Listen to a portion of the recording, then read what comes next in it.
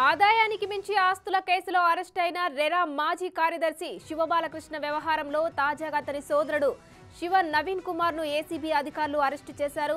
శివబాలకృష్ణకు బినామీగా నవీన్ కుమార్ ఉన్నట్టు పోలీసులు గుర్తించారు. దీంతో ఆయనను అదుపులోకి తీసుకున్నట్టు సమాచారం అందుతోంది. ఇప్పటికే శివబాలకృష్ణను 8 రోజుల కస్టడీలో భాగంగా పోలీసులు ప్రశ్నిస్తున్నారు. ప్రస్తుతం ఈ అరెస్టు వ్యవహారం చర్చనీయాంశంగా మారింది.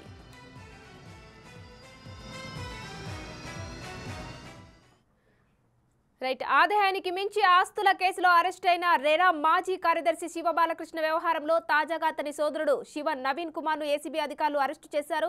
దీనికి సంబంధించిన పూర్తి డీటెయిల్స్ మా ప్రతినిధి సురేష్ అందిస్తారు. సురేష్, చెప్పండి, ప్రస్తుతం శివబాలకృష్ణను ఆల్రెడీ వారం రోజులుగా విచారణ కొనసాగుతుంది. ప్రస్తుతం ఆయన తమ్ముడిని కూడా అదుపులోకి తీసుకున్నట్టు తెలుస్తుంది. దీనిపై అప్డేట్స్ ఏంటి? 3 రోజుల నుంచి కూడా శివబాలకృష్ణకు సంబంధించిన సోదరుడు నవీన్ కుమార్ ని ఏసీబీ కార్యాలయానికి పిలిపించి విచారించడం జరిగింది. అతని పేరు పైన భారీగా ఆస్తులు కూడబెట్టినట్టు ఏసీబీ అధికారులు గుర్తించడం జరిగింది. నల్గొండ జిల్లాలో అదేవిధంగా యాదాద్రి జిల్లా 2 జిల్లాల్లో కూడా భారీగా భూములు కొనుగోలు చేసి అలా తమ్ముడిని బినామీగా ఉంచుకున్నట్టు ఏసీబీ దర్యాప్తులో తేలింది. అందులో భాగంగానే నవీన్ ని ఈ రోజు అరెస్ట్ చేసి కొద్దిసేపటి క్రితమే న్యాయమూర్తి నివాసానికి తీసుకెళ్లారు. అక్కడ న్యాయమూర్తి ముందు హాజరుపరిచిన తర్వాత రిమాండ్ కు తరలించున్నారు. నవీన్ ని కూడా చెంచల్గూడ జైలుకు తీసుకెళ్లారు.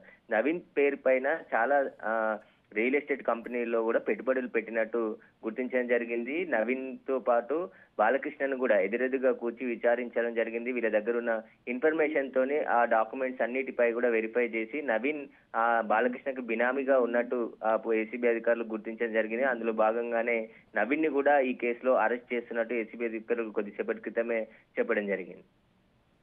Right, thank you Suresh.